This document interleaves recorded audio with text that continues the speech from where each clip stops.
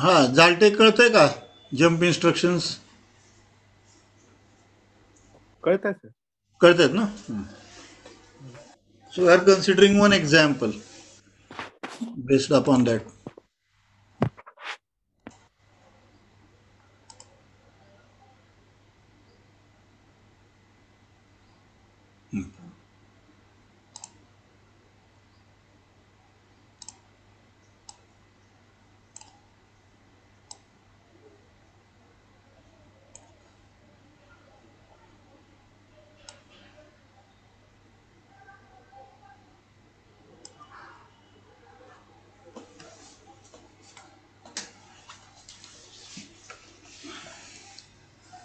आत्ता मी एक्झाम्पल घेतलेलं आहे.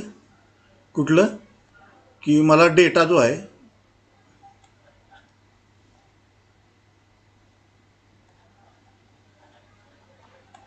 00 55 पर्यंत इन्क्रीमेंट करायचं आहे आणि तो 55 ला आला की मग इन्क्रीमेंटिंग नाही व्हायला पाहिजे, थांबलं पाहिजे प्रोग्राम. अशा प्रकारे मला प्रोग्राम लिहायचा आहे किंवा मला परत 00 चालू करायचं आहे for example.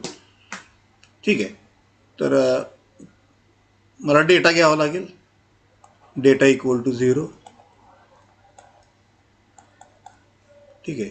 Increment that data. Increment the data. Check if data equal to 55. Question mark आहे. Correct.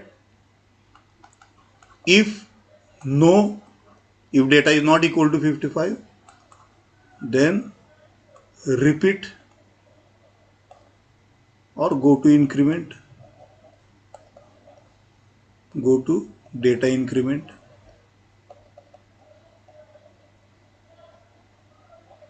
Then go to data increment. If yes, जर 55 झालेला असेल तर then go to start. Go to start. ठीक आहे. तर मला मी असं माझे स्टेप्स लिहिलेले आहेत. पहिल्यांदा डेटा घेतला मी 00. त्यानंतर तो डेटा इन्क्रीमेंट केला. त्यानंतर तो डेटा चेक केला की तो 55 झाला आहे का नाही. जर झालेला नसेल तर मी परत इन्क्रीमेंटला गेलो, म्हणजे या ठिकाणी गेलो इन्क्रीमेंट डेटा. जर झालेला असेल तर तो मी स्टार्टला जाणार. स्टार्ट म्हणजे इथं डेटा इक्वल टू 0. जर तो 55 झालेला नसेल तर मी त्याला पुढं नेणार डेटाला. 00, 01, 02, 03, 04, 05 असं रिपीट करत राहणार. आणि ज्यावेळेस 55 येईल त्यावेळेस मग मी जम्प करणार वर. परत डेटा 00 सुरुवात करणार आणि परत इन्क्रीमेंट करायला चालू करणार. ठीक आहे. अशा प्रकारचा मला एक प्रोग्राम लिहायचा आहे. तर तो प्रोग्राम आपण लिहून आता सिम्पल आहे. पहिल्यांदा मला डेटा घ्यावा लागेल. एकतर डेटा मी ॲक्युम्युलेटरमध्ये घेऊ शकतो किंवा दुसरं बँक रजिस्टरमध्ये घेऊ शकतो. ठीक आहे. तर इथं डेटा घेतला मी 00H. त्यानंतर हा डेटा इन्क्रीमेंट करायचा आहे मला, म्हणून INCA इन्क्रीमेंट केला डेटा. आणि इन्क्रीमेंट केल्यानंतर आता मी कसं लिहितोय बघा. CJNE A compare. कुठला डेटा? ए मधला डेटा आणि #55H. दुसरा डेटा मी इथं इन्स्ट्रक्शनमध्येच दिलेला आहे. And if that data is not equal then repeat. Repeat म्हणजे मला इथं रिपीट करायचं आहे. This is my repeat.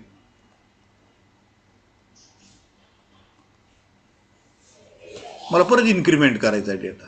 जोपर्यंत 55 होत नाही तोपर्यंत डेटा पुढं जाईल. आणि ज्यावेळेस 55 होईल त्यावेळेस मी काय म्हणणार, मग हे इन्स्ट्रक्शन ट्रू होईल का? नाही. आपण काय म्हणतो, जम्प इफ नॉट इक्वल. जर डेटा इक्वल नसेल तर जम्प कर रिपीटला, म्हणजे इन्क्रीमेंट या इन्स्ट्रक्शनला जम्प कर. जर इक्वल असेल तर मग हे इन्स्ट्रक्शन एक्झिक्यूट होणार नाही, तो जम्प करणार नाही, तो खाली येईल, खालच्या इन्स्ट्रक्शनला येईल. खाली मी इन्स्ट्रक्शन लिहिणार एस जम्प टू स्टार्ट. हे नावं देतोय मी ॲड्रेसेसला. स्टार्ट म्हणजे मूव ज्या ॲड्रेसला तुम्ही इन्स्ट्रक्शन लिहिलं आहे मूव, त्या ॲड्रेसला मी नाव दिलं आहे स्टार्ट. ज्या ॲड्रेसला मला रिपीट करायचं आहे, म्हणजे ह्या इन्स्ट्रक्शनला परत मला जम्प करायचं आहे, त्या ॲड्रेसला नाव दिलं आहे मी रिपीट. करेक्ट. हा कसला प्रोग्राम झाला? हा प्रोग्राम झाला तुमचा कंपायलरचा प्रोग्राम, असेंब्लरचा प्रोग्राम. ठीक आहे. तर याला मी ORG म्हणत असतो. म्हणजे माझं हा प्रोग्राम कितीला स्टार्ट केला आहे मी? समजा 1000ला चालू केला. ORG 1000 सगळा प्रोग्राम झाला की नंतर मी एंड लिहिणार शेवटी. हे लिहिण्याचा सिंटॅक्स आहे प्रोग्राम लिहिण्याचा. अशा प्रकारे तुम्हाला असेंब्लर असेल किंवा कंपायलर असेल किंवा सॉफ्टवेअर कॉम्प्युटरवर तुम्हाला प्रोग्राम लिहायचा असेल, टाईप करायचा असेल, तर अशा प्रकारे प्रोग्राम टाईप करावा लागतो. आपल्याकडं लॅबमध्ये सॉफ्टवेअर्स आहेत ॲवेलेबल. ठीक आहे. त्या सॉफ्टवेअरमध्ये तुम्ही हे असं प्रोग्रॅमिंग लिहू शकता. फक्त त्याला सांगावं लागतं की माझा प्रोग्राम कुठं स्टार्ट आहे, त्याचा ओरिजिन म्हणायचं. ORG म्हणजे ओरिजिन. मी माझा प्रोग्राम मेमरीमध्ये या ॲड्रेसपासून लिहिणार आहे. तर मी इथं सांगितलं त्याला ORG 1000. म्हणजे माझा प्रोग्राम जो स्टार्ट होणार आहे तो 1000 या ॲड्रेसला स्टार्ट होणार आहे. आणि शेवटी मी एंड लिहितो आहे, कारण त्याला कळलं पाहिजे तुमचा प्रोग्राम कुठं संपला आहे. तर ज्यावेळेस तुमचा प्रोग्राम संपतो त्यावेळेस तुम्ही शेवटचं इन्स्ट्रक्शन लिहायचं एंड. म्हणजे कंपायलरला कळतं की इथं प्रोग्राम तुमचा संपलेला आहे, याच्या पुढं प्रोग्राम नाही आहे, म्हणजे तुमचा प्रोग्राम इथून एवढाच. ठीक आहे. ॲक्च्युअल ॲड्रेसवर आपण जर लिहिलं, आता तुम्हाला माहिती हे जे इन्स्ट्रक्शन आहे मूव ए $00, हे किती बाईट इन्स्ट्रक्शन आहे? It is 2 byte instruction. 1 byte for the code move A and another byte for the data 00. हे 2 बाईट इन्स्ट्रक्शन आहे. इन्क्रीमेंट ए, इथं कुठं ॲड्रेस वगैरे काय आलं आहे का, डेटा आला आहे का? नाही. Increment A is 1 byte instruction. It is a 1 byte instruction. CJNE आपल्याला माहिती 3 byte instruction. It is a 3 byte instruction. SJump आणि स्टार्ट हा ॲड्रेस आहे. स्टार्ट म्हणजे रिलेटिव्ह ॲड्रेस आहे. So it is a 2 byte instruction. 1 byte for SJump code and 1 byte for the 8 bit relative address. So it is a 2 byte instruction. हे 3 byte instruction आहे, कारण इथं CJNEचा code, 55 हा data आणि repeat हा address, relative address. इथं 3 byte instruction आहे. ठीक आहे. आता फॉर एक्झाम्पल मी हे असं लिहू शकतो. बघा कसं लिहितो.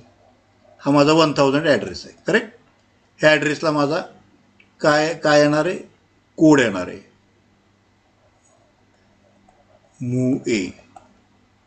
मूव एचा कोड. करेक्ट. नंतर 1001ला माझा डेटा येणार आहे इथं 00 डेटा हेक्साडेसिमल. 2 बाईट इन्स्ट्रक्शन आहे. 1 बाईट कोडला जाणार, एक ॲड्रेस कोडला जाणार, दुसरा ॲड्रेस आहे तो डेटाला जाणार. त्यानंतर पुढचं इन्स्ट्रक्शन 1002, हे 1 बाईट इन्स्ट्रक्शन आहे. म्हणजे इथं फक्त कोडच आहे. INCA code. इथं डेटाचा प्रश्नच नाही आहे. ह्या इन्स्ट्रक्शनमध्ये डेटा लागत नाही आपल्याला. करेक्ट. आता पुढचं इन्स्ट्रक्शन झालं 1003. इथं CJNEचा कोड, CJNE कोड, ह्याचा कोड. करेक्ट. नंतर 1004 इथं हा डेटा 55H आणि नंतर रिलेटिव्ह ॲड्रेस 1005. 3 बाईट. हे बघा हे 3 बाईट झाले. Relative address.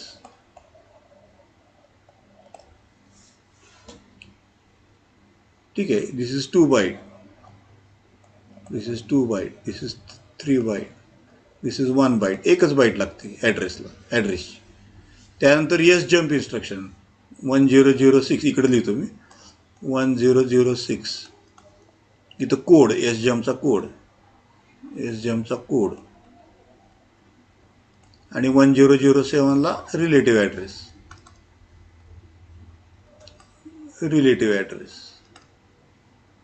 त्याला आपण नाव दिले start. Relative address that is start. इथं रिलेटिव्ह ॲड्रेस जो आहे त्याला मी नाव दिले रिपीट. रिपीट. ठीक आहे. तर माझा टोटल प्रोग्राम किती झाला? 1000 पासून 1007 पर्यंत, म्हणजे 8 बाईटचा झाला. कारण आपण 00 पासून स्टार्ट करतोय. 00 पासून 07 पर्यंत म्हणजे 8 बाईट्स. माझा टोटल प्रोग्राम झाला 8 बाईटचा. ठीक आहे, टोटल प्रोग्राम. आता इथं ज्यावेळेस मी स्टार्ट रिपीट असं लिहिलेलं आहे, त्यावेळेस कंपायलर काय करतो, या इन्स्ट्रक्शन कोणत्या ॲड्रेसला आलेलं आहे तो ॲड्रेस स्टोअर करतो. त्याला माहिती आहे स्टार्ट म्हणजे 1000 ॲड्रेस. स्टार्टचा कशाचा ॲड्रेस आहे? 1000 ॲड्रेस. रिपीट म्हणजे INC कुठं आलेलं आहे? 1002. हे रिपीट म्हणजे 1002. हे कंपायलर काम करतो की स्टार्टचा ॲड्रेस काय आहे, रिपीटचा ॲड्रेस काय आहे, तो ॲड्रेस तो सेव्ह करून घेतो. आणि ज्यावेळेस तुम्ही म्हणता की CJNE $55 रिपीट, जर त्याला रिपीट करायचं असेल तर त्याला माहिती कुठल्या ॲड्रेसला जम्प करायचं, तो बरोबर रिपीटच्या ॲड्रेसला म्हणजे 1002ला जम्प करतो correctly. Okay. So in this way the program is return. आता ह्या प्रोग्राममध्ये आपण बघितलेलं आहे की बाबा हे लूप तयार झालेलं आहे. जोपर्यंत ए मधला डेटा 55 पर्यंत जात नाही, 55 होत नाही, तोपर्यंत काय होणार आहे, हा डेटा इन्क्रीमेंट होत राहणार आहे. कारण आपण सारखं म्हणतो इन्क्रीमेंट आहे कंटिन्युअसली फ्रॉम 00 to 55. 55 वेळा, 56 वेळा, जवळपास 56 वेळा हा डेटा हा प्रोग्राम लूपमध्ये राहणार आहे. 55 वेळा म्हणजे INCA आणि CJNE हे इन्स्ट्रक्शन्स जवळजवळ 55 वेळा लूपमध्ये राहणार आहेत. हे दोनच इन्स्ट्रक्शन प्रोग्राम फिरत राहणार ह्या दोन इन्स्ट्रक्शनमध्येच. कारण जोपर्यंत डेटा 55 होत नाही तोपर्यंत आपण त्याला सांगतोय हेच इन्स्ट्रक्शन एक्झिक्यूट करत राहा कंटिन्युअसली. ज्यावेळेस 55 वेळा डेटा इन्क्रीमेंट होईल आणि ज्यावेळेस डेटा 55 होईल एक्झॅक्टली, त्यावेळेस तो कम्पेअर झाला. आपण काय म्हणतोय, जर data jump if not equal, A मधला डेटा आणि 55 जोपर्यंत इक्वल होत नाही तोपर्यंत जम्प कर. पण ज्यावेळेस इक्वल होतील त्यावेळेस तो या प्रोग्राममधनं बाहेर पडेल. आता हे इन्स्ट्रक्शन व्हॅलिड नाही, ट्रू नाही आहे, हे फॉल्स झालं इन्स्ट्रक्शन. कारण आपण काय म्हणतो, जम्प इफ नॉट इक्वल. जर इक्वल नसेल तर जम्प कर रिपीटला, पण जर इक्वल असेल तर मग ते फॉल्स झालं instruction. It will come to the next instruction after CJNE. It is SJump. आणि SJump आपल्याला माहिती आहे अनकंडिशनल जम्प आहे. इथं काही कंडिशन चेक केली जात नाही, डायरेक्ट स्टार्ट या ॲड्रेसला जम्प केलं जातं डायरेक्ट. करेक्ट. तर इथं आपण दोन्ही प्रकारचे इन्स्ट्रक्शन्स वापरलेले आहेत. एक जे इन्स्ट्रक्शन आहे ते कंडिशनल इन्स्ट्रक्शन आहे CJNE. तिथं आपण कंडिशन टाकली, जोपर्यंत ए मधला डेटा 55 होत नाही तोपर्यंत रिपीट या ॲड्रेसला जम्प करत राहा असं सांगतो. आणि दुसरं इन्स्ट्रक्शन आहे ते अनकंडिशनल इन्स्ट्रक्शन आहे, अनकंडिशनल जम्प आहे, दॅट इज SJump. इथं आपण कुठलीही कंडिशन टाकत नाही, कारण आपल्याला माहिती की आता डेटा 55 झालेला आहे आणि आता आपल्याला स्टार्ट या ॲड्रेसला परत 00 पासून सुरुवात करायची. तर आपण SJump टू स्टार्ट म्हणतो unconditionally. We are not putting any condition. Correct. So in this way we can use conditional jump instructions as well as unconditional jump instructions. Okay. So this is one example I have given you.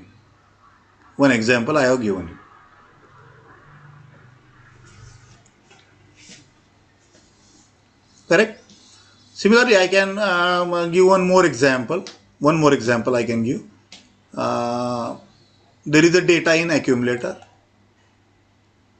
Some data is there. Okay, suppose the data is 67. Let us assume this is the data in the accumulator. So I will decrement this data,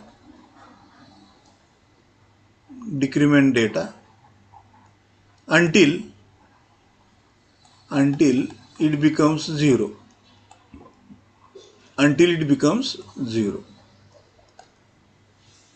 जोपर्यंत 0 होत नाही तोपर्यंत हा data decrement करत राहा.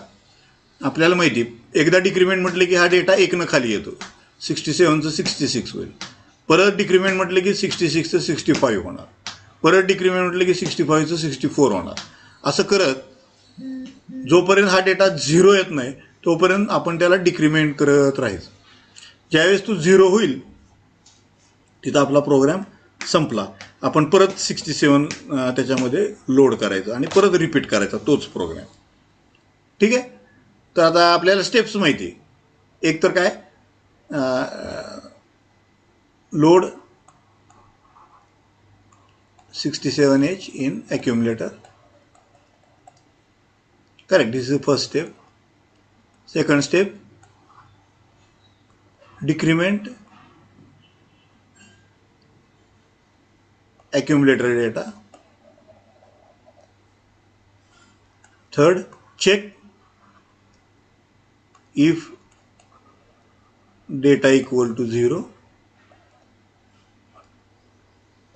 Data equal to 0. आता check म्हटले की दोन कंडिशन असू शकतात, दोन पर्याय त्याला, की data is not equal to 0. If data not equal to 0 then repeat, and if data is equal to 0 then go to start. Repeat म्हणजे डिक्रीमेंट करत राहा. रिपीटचा अर्थ काय, कीप डिक्रीमेंटिंग.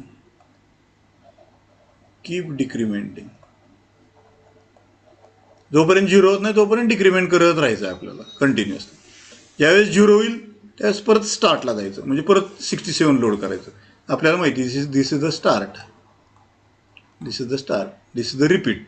डिक्रीमेंट करतोय म्हणजे रिपीट, डिक्रीमेंट अक्युमुलेटर डेटा. आणि इथं check करतोय आपण तिसऱ्या ह्याला. करेक्ट. तर असा एक आपल्याला प्रोग्राम लिहायचा आहे. So it is very easy to write the program. पहिल्यांदा लोड करायचं 67 अक्युमुलेटरमध्ये, नंतर तो डेटा डिक्रीमेंट करायचा आणि नंतर चेक करायचा 0 झाला आहे का नाही. जर नसेल 0 झाला तर परत डिक्रीमेंट करत राहायचं. जर झाला असेल 0 तर स्टार्टला जायचं, jump to start. Okay. So I will write the program नाव. Move A comma hash 67H. Data load केला, पहिली स्टेप. दुसरी step, decrement that data, DECA. A मधला डेटा डिक्रीमेंट केला. Third step, jump if not 0. जर हे ॲक्युमुलेटरमधला data 0 नसेल तर jump if not 0 to repeat. Repeat म्हणजे परत डिक्रीमेंट करायला जा, या ॲड्रेसला जम्प कर. जर तो 0 नसेल झाला तर परत डिक्रीमेंट करायला जा डेटा. जर तो 0 झालेला असेल तर इन्स्ट्रक्शन खालचं येईल, JNZ सोडल ते आता खाली येईल. मग इथं म्हणायचं आपण S jump to start. Start आपल्याला माहिती, इथं स्टार्ट आहे प्रोग्रामचा. करेक्ट. अशा प्रकारे आपण प्रोग्राम लिहू शकतो. आता मगाशी सांगितल्याप्रमाणे ह्याच्यात 2 इन्स्ट्रक्शन तुम्हाला ॲड करावं लागतील कंपायलर वापरणार असाल तर. ORG 2000H, माझा प्रोग्राम कुठं स्टार्ट झालेला आहे, कोणत्या ॲड्रेसला स्टार्ट झालेला आहे, आणि माझा प्रोग्राम कुठं संपतोय, शेवटचं इन्स्ट्रक्शन एंड. हे जे ORG आणि एंड जे आहे हे कंपायलरसाठी आहेत बरं का. आणि हे मूव वगैरे जे आहेत हे सगळे मायक्रो कंट्रोलरचे इन्स्ट्रक्शन्स आहेत, निमॉनिक्स आहेत ते मायक्रो कंट्रोलर. ठीक आहे. तर आता आपल्याला माहिती आहे आपला प्रोग्राम 2000ला स्टार्ट झालेला आहे. 2000ला ॲड्रेसला पहिलं instruction code of move A.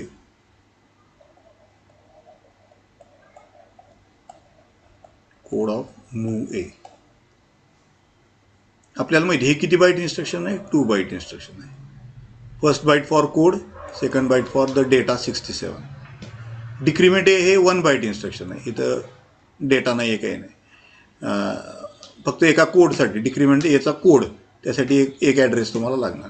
JNZ आणि रिपीट रिपीट म्हणजे रिलेटिव्ह ॲड्रेस आहे. हे 2 बाईट इन्स्ट्रक्शन आहे. JNZचा कोड आणि रिपीट आहे 8 bit address. So it is a 2 byte instruction. SJump code आणि स्टार्ट हा ॲड्रेस आहे. So it is also 2 byte instruction. Correct. So first instruction is 2 byte. So 2000 and 2001. इथं तुमचा डेटा येणार 67H. Correct. पहिला memory ॲड्रेसला code येणार move एचा. दुसऱ्या मेमरी ॲड्रेसला 67 डेटा येणार. 2002 इथं कोड येणार DECAचा. ह्याला डेटा लागत नाही, फक्त कोडच लागतो. त्याच्यामुळे आता पुढचं इन्स्ट्रक्शन येणार 2003 कोड JNZचा कोड येणार. हे 2 बाईट इन्स्ट्रक्शन आहे, म्हणजे अजून एक ॲड्रेस लागणार याला. 2004 इथं तुमचा रिपीट हा ॲड्रेस येणार. रिपीट हा 8 बिट ॲड्रेस आहे, रिलेटिव्ह ॲड्रेस आहे, तो इथे येणार. 2005 SJumpचा कोड आहे, कोड ऑफ SJump. हे 2 बाईट इन्स्ट्रक्शन आहे, म्हणजे अजून एक लागणार आपला ॲड्रेस. इथं स्टार्ट हा ॲड्रेस येणार, 8 बिट रिलेटिव्ह ॲड्रेस.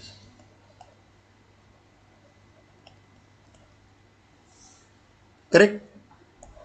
तर आता हे किती बाईटचा प्रोग्राम झाला? 00 067 म्हणजे 06 पर्यंत, म्हणजे 7 बाईट्स प्रोग्राम. 7 बाईटचा प्रोग्राम झाला.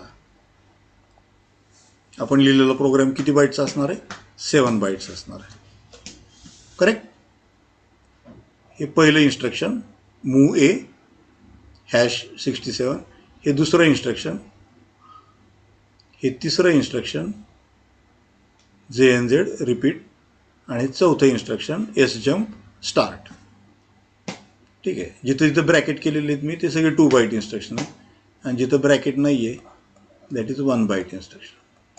1 बाईट. ठीक आहे. काही इन्स्ट्रक्शन मी सांगितलं मागं की काही इन्स्ट्रक्शन 1 बाईट असतात, काही इन्स्ट्रक्शन 2 बाईट असतात, आणि काही इन्स्ट्रक्शन्स हे 3 बाईट असतात.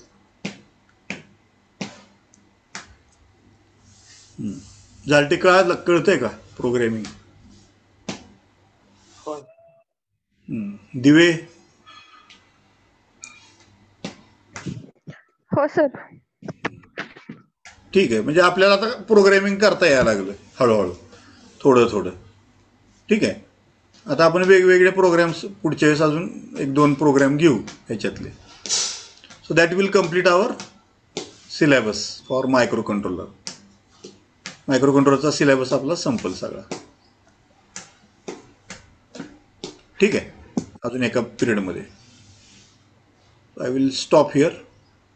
Next time tomorrow again we will meet.